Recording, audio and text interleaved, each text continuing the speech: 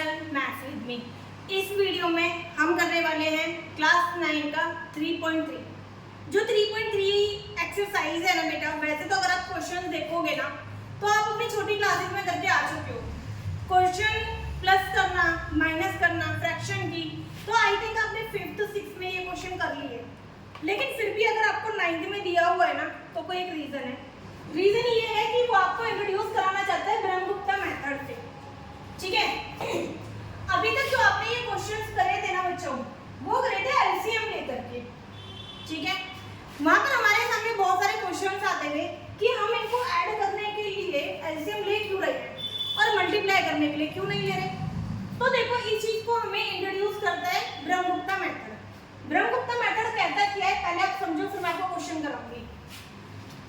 Brahmagupta method कहता है कि ना जो भी फ्रैक्शन है आपकी, किसी भी फ्रैक्शन को ऐड करने से पहले जरूरत होती है उनके न्यूमरेटर को सेम करने की। ठीक है, अगर न्यूमरेटर सेम नहीं, सॉरी डिनोमिनेटर सेम करने की, अगर डिनोमिनेटर सेम नहीं है तो आप उस फ्रैक्शन को ऐड नहीं कर सकते। क्लियर है। अब इसके डिनोमिनेटर को सेम करने के अभी तक आपके पास जो मेथड था वो था एलसीएम। आप इनका एलसीएम लिया करते थे और एलसीएम लेकर के इनडायरेक्टली आपका डिनोमिनेटर सेम हो जाता था, जो आपको नहीं पता चलता था। जैसे मैंने लिख दिया यहाँ पर 18। ठीक है, ये 18 जो आया है ना वो कैसे आया है, 18 हमारा आया है एलसीएम लेके, और ये 18 एक्चुअल में डिनोमिनेटर ही चेंज कर रहा है। किसका? इसका भी और इसका भी। क्लियर है। अब ज्यादा कंफ्यूज ना होते हुए एक चीज सिंपल समझते हैं कि ब्रह्मगुप्ता ने बोला कि आप एलसीएम लेके इसका जो है ना डिनोमिनेटर सेम मत करो, आप नॉर्मल इसका डिनोमिनेटर सेम करो ना। वो कैसे, जरा देखो। दोनों टर्म को पहले ऐसे ऊपर और नीचे नोट कर लेना। ठीक है, मैंने यहाँ पर कुछ मल्टीप्लाई करके या डिवाइड करके ऐसा करना है कि दोनों के डिनोमिनेटर सेम हो जाए। तो दो तरीके हैं, या तो मैं इसको 2 से डिवाइड कर दूं, देखो जरा हो गया, इसमें भी डिनोमिनेटर वही था, इसमें भी डिनोमिनेटर वही आता, या फिर मल्टीप्लाई करके। तो देखो, डिवाइड ना हमेशा होते नहीं है नंबर्स, कई नंबर्स ऐसे होते हैं जिनको डिवाइड करके ना एक प्रॉपर होल नंबर नहीं आ पाता, पॉइंट में भी आ सकता है। ठीक है, लेकिन मल्टीप्लाई जब करते हैं ना हम तो एक प्रॉपर नंबर आता है आपके पास। क्लियर है। तो इसीलिए मल्टीप्लाई करते हैं हम। अगर यहाँ पर 6 है तो मुझे यहाँ पर भी 6 लाना है। ऐसा हम क्या मल्टीप्लाई करें कि ये 6 हो जाए, तो आप कहोगे 2 मल्टीप्लाई कर दीजिए। तो देखिए 2 2 जा 4 और 2 3 जा 6। क्लियर। यहाँ तो ऑलरेडी 6 था, इसको तो मल्टीप्लाई करने की जरूरत ही नहीं थी। अगर आप करना भी चाहते हो तो 1 1 से कर दो, क्योंकि 1 से हमें पता है वही नंबर आता है। क्लियर। क्वेश्चन क्या था, prove that the following rational number are equal. क्या आप देख सकते हो क्या ये दोनों रैशनल नंबर इक्वल हैं? तो आप कह दोगे yes, these both fractional numbers are equal. Question clear हो गया। सेकंड करें इसका पार्ट, सेकंड पार्ट देखेंगे फिर से। यहाँ पर है 5/4, ठीक है, और यहाँ पर है 10/8। अब इस 4 को 8 करना बहुत इजी है, 2 से मल्टीप्लाई, सेम मल्टीप्लाई कीजिए। ठीक है, अब आप चाहो तो इनको यहीं पर कंपेयर करके कह सकते हो yes these both number are same. नहीं, इसे भी मल्टीप्लाई करना चाहते हो तो 1 से मल्टीप्लाई कर लीजिए। डिनोमिनेटर तो क्योंकि हमें 8 ही रखना है, 1 से मल्टीप्लाई क्यों कर रहे हैं, क्योंकि यहाँ पर डिनोमिनेटर 8 ही रखना है, और जबकि यहाँ पर 8 लेकर के आना था। तो क्या ये दोनों इक्वल हैं? Yes, these both numbers are also equal। आगे चले। नेक्स्ट हमारा है -3/5 और -6/10। अगेन देखिए, आप इसको मल्टीप्लाई करिए 2 से, आ गया। तो आप कह सकते हो yes these both number are equal। आगे बढ़े। 9/3 और यहाँ सिंपल 3 है, तो बेटा आपकी मर्जी होती है, आप अपॉन में डिनोमिनेटर में कभी भी जब भी आपको जरूरत लगे आप 1 ले सकते हो। क्लियर। अब मैंने क्या करना है, यहाँ 3 है तो मुझे यहाँ 3 लेके आना पड़ेगा, आपको नीचे वाली जो फ्रैक्शन है इसको 3 से मल्टीप्लाई करना होगा। तो 3 3 9 और 3 बनता 3। क्या ये दोनों इक्वल हैं? हाँ जी, अब ये दोनों इक्वल हो गए हैं। क्वेश्चन क्लियर हो गया। अब देखो क्वेश्चन नंबर 2 है हमारा, और वो भी हमें करना है ब्रह्मगुप्ता मेथड से। वैसे आपको मेंशन नहीं है, बट आप ब्रह्मगुप्ता से इसलिए कर रहे हो क्योंकि ये इतना छोटा सा क्वेश्चन 9th में नहीं देने वाले। तो जब आप इसकी थ्योरी पढ़ोगे ना, तो थ्योरी में वहां पर आपको लिखा हुआ मिल जाएगा ब्रह्मगुप्ता मेथड, ठीक है। तो वो आपको इंट्रोड्यूस कराना चाहते हैं। अब इधर देखें, प्लस करने के लिए भी आपको ना पहले डिनोमिनेटर को सेम करना होता है, लेकिन एलसीएम लेके नहीं, डिनोमिनेटर को सेम करके, ठीक है। अब 5 को कितने से मल्टीप्लाई करोगे? 10 आ जाएगा। 2 से करोगे ना, 2 2 4 और 5 2 10, ठीक है।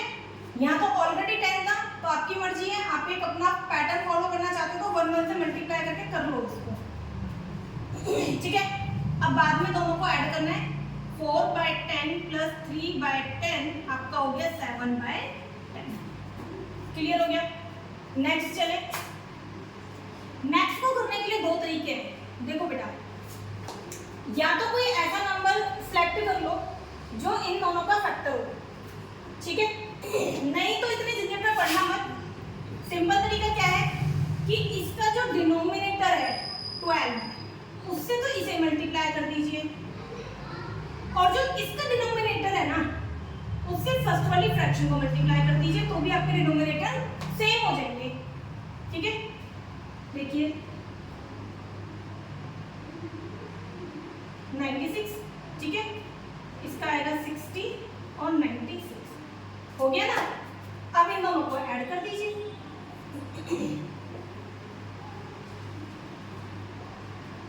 ऐड करिए 6 और ये हो गया 11। अब आपको स्मॉलेस्ट फॉर्म में करना है, तो आप इसको कट कर दीजिए, ठीक है। फिर से भी कट हो रहा है, फिर से कर दीजिए। 4 से कर दिया था मैंने, अभी भी कट हो रहा है, तो आंसर कितना आ गया? 7/6। क्लियर। आगे बढ़े। फर्स्ट इसमें टर्म है हमारी -4/7 और सेकंड टर्म है 3/14, ठीक है। तो इसको 2 से अगर मैं मल्टीप्लाई कर दूं तो देखो दोनों के डिनोमिनेटर सेम हो जाएंगे ना। ये तो ऑलरेडी था, तो इसको 1 1 से कर दीजिए। अब इन दोनों को सॉल्व करिए। -8/14 प्लस करना है 3/14। अब आप चाहो तो सीधा कर दो, नहीं करना चाहते तो आप ऐसे भी लिख सकते हो इसको। इन दोनों को ऐसे करके लिख दीजिए और नीचे 14 ऐसे लिख दीजिए, ऐसे कर सकते हो, कोई दिक्कत नहीं है। अब 8 में से 3 को माइनस कीजिए, माइनस का 5, और दोनों के नीचे 14 था तो हमने 14 लिख ही दिया। क्लियर है।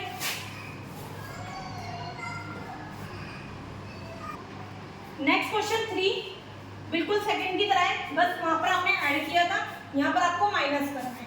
तो चलिए देखते हैं क्वेश्चन नंबर 1 को। पहले इसका दोनों टर्म्स को आपका काम होगा सबसे पहले ऊपर नीचे उनको नोट कर देना, और फिर दोनों के डिनोमिनेटर को सेम करना, ठीक है। ये वाली फ्रैक्शन को इससे मल्टीप्लाई कर दीजिए, ठीक है, 4 से यानी कि, और इस वाली फ्रैक्शन को आप इससे मल्टीप्लाई कर दीजिए यानी कि 6 से।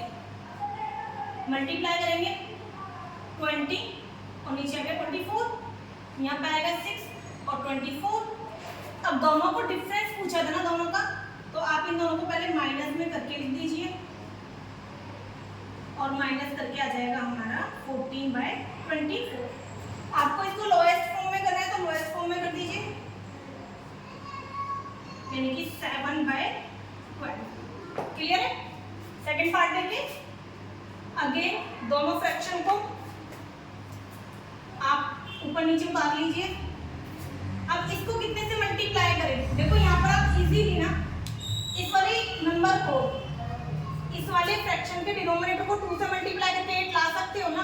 तो बस ठीक है, फर्स्ट वाले को टच करने की जरूरत ही नहीं है, 1 1 से कर लीजिए। और इसको अगर मैं 2 से मल्टीप्लाई कर दूं तो मेरे डिनोमिनेटर में 8 आ जाएगा ना। तो अगर हम नीचे 2 से मल्टीप्लाई करते हैं तो ऊपर भी करना पड़ता है हमें। क्लियर।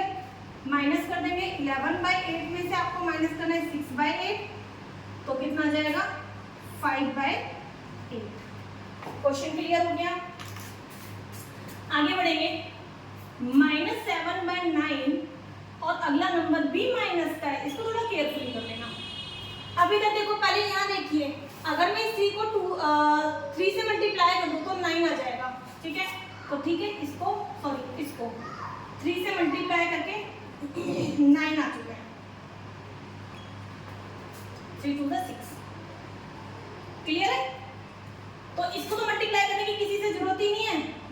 मैंने आपको बताया कि प्रैक्टिस करने के लिए, प्रैक्टिस में रहने के लिए आप 1 से मल्टीप्लाई कर दिया करो। अब ये दो टर्म आ चुकी हैं। अब हमें करना क्या था, 7/9 में से हमें माइनस करना है किसको, 6/9 को। डिनोमिनेटर सेम है, ठीक है, तो कोई दिक्कत नहीं है आपको। लेकिन जब दो साइन एक साथ आते हैं तो कोई एक साइन रखना पड़ता है आपको। कौन सा रखोगे, माइनस माइनस प्लस का साइन। ये क्लियर है? अब 7 में से 6 में से 7 को माइनस करना है, तो -1/9। सिंपल, पहले आपने 7 में से 6 को माइनस किया और जो बड़ा नंबर था उसके आगे का साइन लगा दिया। नेक्स्ट क्वेश्चन है 4। क्वेश्चन नंबर 4 में आपको ना प्रोडक्ट निकालना है बेटा। और एक चीज का ध्यान रखना, प्रोडक्ट निकालने में ना डिनोमिनेटर का इक्वल होना कोई जरूरी नहीं है। सिंपल आप मल्टीप्लाई कीजिए, जैसे अभी तक आप करते आ रहे थे, प्रोडक्ट निकल जाएगा। कैसे? न्यूमरेटर को न्यूमरेटर से मल्टीप्लाई और डिनोमिनेटर को डिनोमिनेटर से मल्टीप्लाई, और सिंपल मल्टीप्लाई कर दीजिए, ठीक है। अच्छा, एक काम कर सकते थे, आप चाहो तो इसको कट कर सकते थे। जरा इधर देखो, अब यहाँ चाहो यहाँ कर दो, कोई दिक्कत नहीं है। एक मिनट, पूरा कट हो रहा है। 6 1 6, 6 5 30, ठीक है, 1/5। या फिर आप ना इसको ऐसे भी कर सकते थे, 3 से 3 कट गया, 2 1 2, 2 5 10, तब भी आंसर 1/5 आता।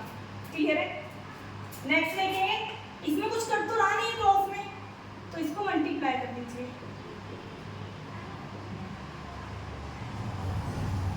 बस सिंपलेस्ट फॉर्म निकलेगी नहीं इसकी। इसमें देखिए, इसमें कट हो रहा है तो काट लो पहले, इजी हो जाता है। 2 2 4, 2 7 14, तो ये आ गया -2 मल्टीप्लाई बाय 5 और 7 मल्टीप्लाई बाय 7। मल्टीप्लाई कीजिए, 5 2 10 और 7 7 49। तो इस तरीके से आप प्रोडक्ट फाइंड कर लोगे। नेक्स्ट वाले क्वेश्चन में आपको डिवाइड करना है। डिवाइड जो होता है वो मल्टीप्लाई की तरह ही होता है, ठीक है। देखते हैं बेटा एक बार, बस एक चीज करनी होती है कि डिवाइड को पहले चेंज कर दो मल्टीप्लाई में, और जो सेकंड वाली आपकी फ्रैक्शन है ना, उसका रेसिप्रोकल कर दो। क्लियर है? अब देखो, कुछ कट तो रहा नहीं है ना, ऐसे कट रहा है ना ही ऊपर नीचे, तो आप सीधा इसको मल्टीप्लाई कर दीजिए, आपका आंसर आ जाएगा। सेकंड पार्ट में समझते हैं। मल्टीप्लाई का साइन करा, और जो सेकंड वाली फ्रैक्शन है ना, इसका रेसिप्रोकल कर दो। डिनोमिनेटर को न्यूमरेटर में लिख दीजिए और न्यूमरेटर को डिनोमिनेटर में लिख दीजिए। क्लियर? मल्टीप्लाई करेंगे, 7 × 8 11 × 3, 56/33। क्लियर है? नेक्स्ट बढ़ते हैं। -4/7 मल्टीप्लाई हो जाएगा डिवाइड के बदले, और ये वाला नंबर पलट जाएगा, ठीक है। अभी मैंने पहले आपको बताया था कि अगर कटता है तो इसको काट दीजिए, इजी हो जाता है क्वेश्चन। तो -4 × 2 डिवाइडेड बाय 1 × 5। 1 नहीं भी लगाओगे तो चलेगा, कोई दिक्कत नहीं है। तो इस तरीके से हो जाते हैं हमारे सारे क्वेश्चंस डिवाइड के। क्वेश्चन नंबर 6 देखिए। क्वेश्चन नंबर 6 में कहता है शो दैट, आपको ये शो करना है कि ये वाली जो साइड है, अगर आप इसको सॉल्व करोगे तो वो इक्वल होगी इस पूरी साइड के, ठीक है। तो देखो, एक चीज का ध्यान रखना, जब भी आपकी किसी भी मैथमेटिकल एक्सप्रेशन में मल्टीपल साइन यूज हो रहे हो तो हमेशा बॉड मास का यूज कीजिए। इस पैटर्न से चलोगे तो क्वेश्चन कभी भी गलत नहीं होगा। तो बॉड मास से ना बेटा सबसे पहले आपका आता है ब्रैकेट। अब ब्रैकेट में जब आपके पास ना इस तरीके से क्वेश्चन सॉल्व करने के लिए आ जाए तो आप उस टाइम पे ब्रह्मगुप्ता मेथड को भूल जाना, आप अपना पुराने वाला तरीका यूज करना, ठीक है। तो देखिए, सबसे पहले आप इसका एलसीएम लेंगे, 4 आ जाएगा, ठीक है। 2 की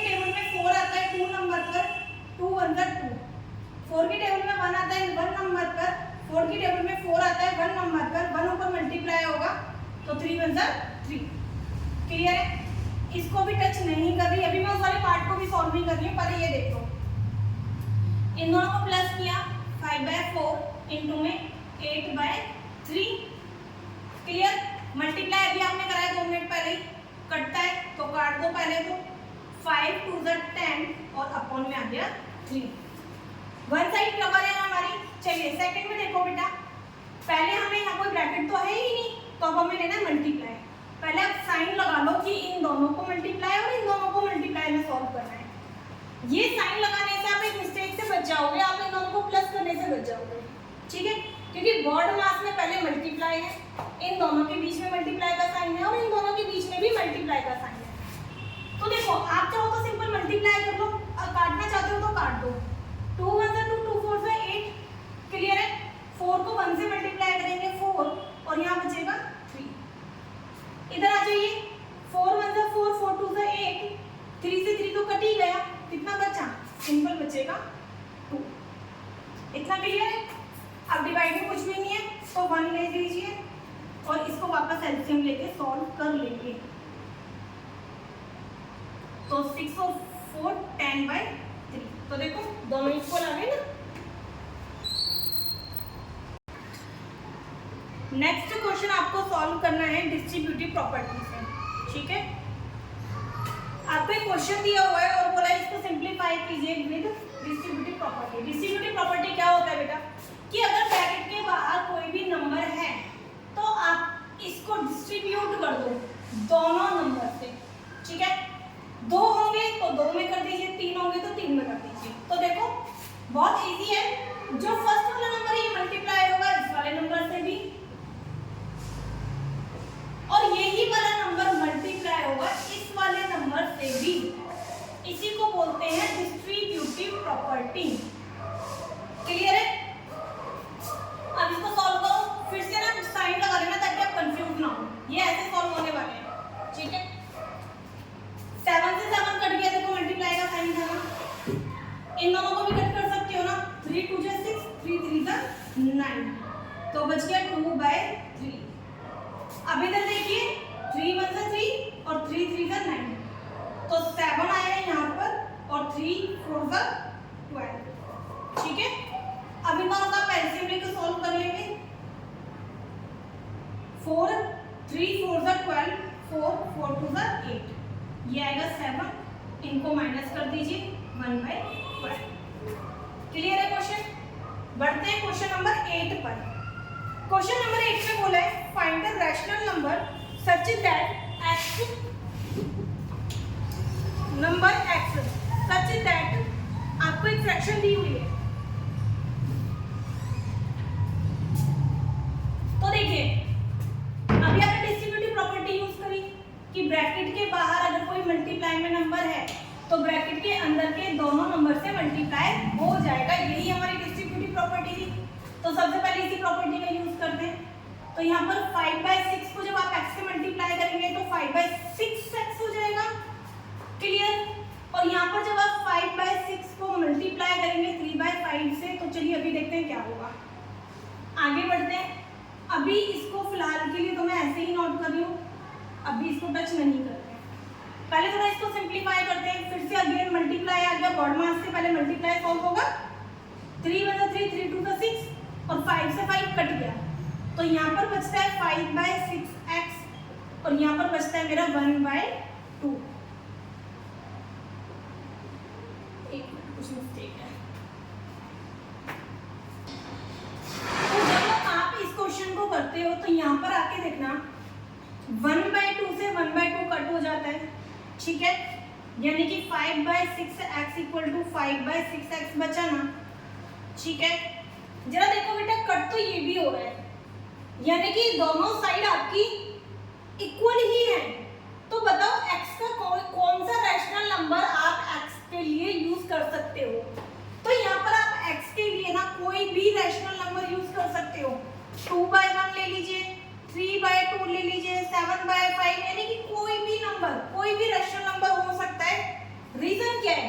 क्योंकि जो नंबर x का आप लेफ्ट हैंड साइड पे लोगे उसी को आप राइट हैंड साइड पे भी लोगे, वही नंबर यहाँ मल्टीप्लाई हो रहा है, वही नंबर यहाँ मल्टीप्लाई हो रहा है, तो दोनों ही वैल्यूज हमेशा सेम हो जाएंगी। तो आप क्या लिखोगे, एक स्टेटमेंट दे देना लास्ट में, both sides are equal so x can be any rational number. तो इसके साथ में हमारी ये वाली एक्सरसाइज कंप्लीट होती है। अभी आपको कहीं भी दिक्कत आ रही है, किसी भी रूल में दिक्कत आई है, मैंने किस तरीके से कट कर दिया, कब कट कर सकते हैं, कब कट नहीं कर सकते हैं, कहीं भी कोई भी डाउट है तो आप मुझे कमेंट कीजिए, मैं उसकी अलग से वीडियो बना के आपके डाउट को क्लियर करने की कोशिश करूंगी। Thank you.